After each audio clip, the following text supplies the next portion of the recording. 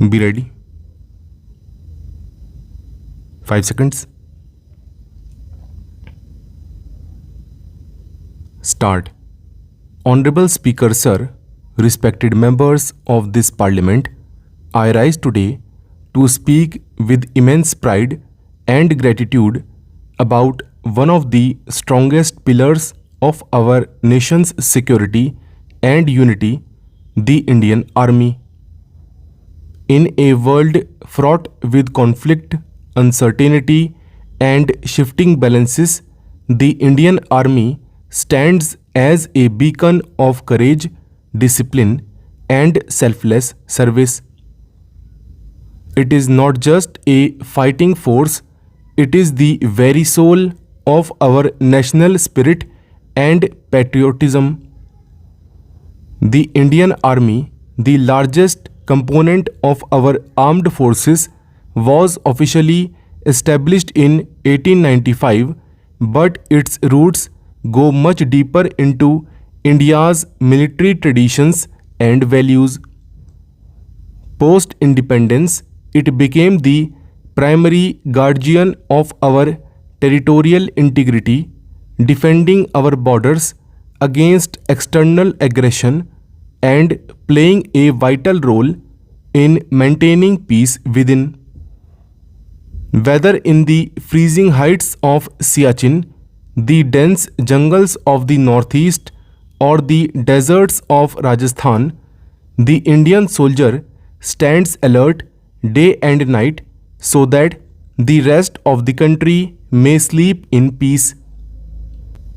The Indian Army's contributions during times of war are written in golden letters in our history. In 1947, 1965, 1971, and 1999, the Indian Army demonstrated unparalleled bravery and determination. In the 1971 war, it is not only defended our nation but also contributed to the liberation of Bangladesh, capturing over 90,000 prisoners of war in one of the greatest military victories in modern history. In 1999, during the Kargil conflict, our brave soldiers climbed icy heights under enemy fire to reclaim Indian territory. The words Operation Vijay are not just a military term, they are a symbol of India's unbreakable will and courage. Yet, the role of the army goes far beyond the battlefield. Whether it's natural disasters, riots, pandemics, or rescue missions, the army has always been the first to respond. Their presence brings a sense of assurance and order. From the devastating floods in Uttarakhand and Kerala to the earthquake in Gujarat and the COVID-19 crisis, the Indian Army has stood by the people like a guardian, offering relief, protection, and hope. The Indian Army also plays a vital role in peacekeeping operations across the globe. Under the United Nations, our troops have been deployed in some of the most troubled regions of the world. Their professionalism, conduct, and efficiency have earned India immense respect in the international community. Indian soldiers have brought peace to nations far beyond our own borders, living up to our civilizational values of harmony and non-violence. Honorable Speaker Sir, we must recognize that today's battlefield is not what it was in the past. Modern warfare has become more complex with hybrid threats including cyber attacks, drone warfare, information manipulation, and proxy terrorism. The army needs not only boots on the ground but also brains in strategy rooms equipped with advanced technologies. The process of modernization must be swift, focused, and continuous. Induction of modern weapon systems, enhancement of night fighting capabilities, introduction of drones, and artificial intelligence based surveillance, all of these must be accelerated. The army must also be equipped with lightweight, bulletproof gear, better communications equipment, advanced artillery, and modern armored vehicles.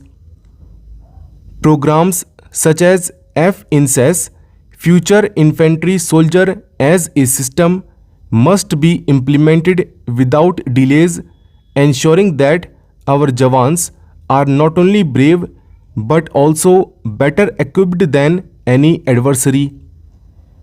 It is also essential to strengthen indigenous defense production.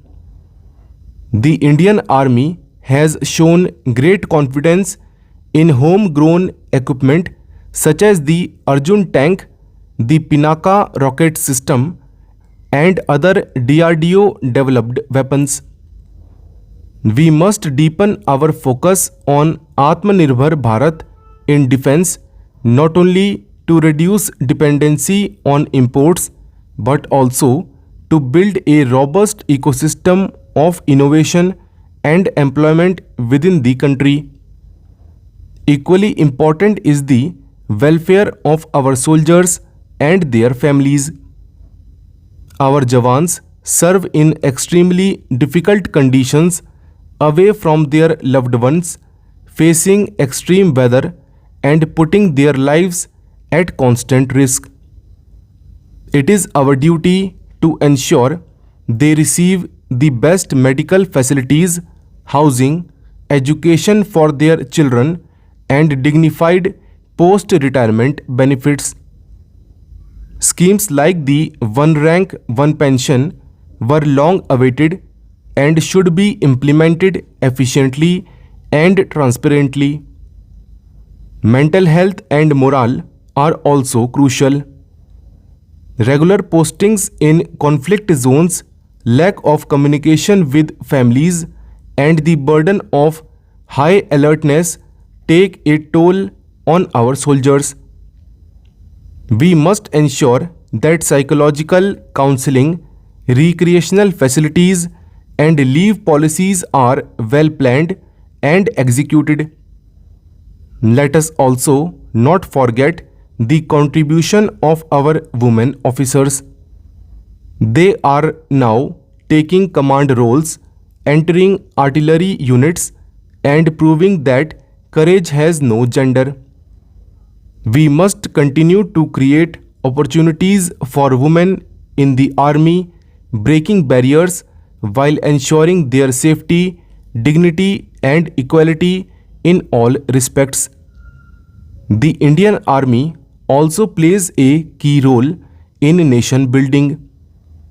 From training NCC cadets and assisting in elections to carrying out civic action programs in insurgency affected areas, the army helps create bridges between the people and the state. It earns not just fear from enemies but love and trust from the citizens. India is now emerging as a global power, and a strong army is vital to this journey.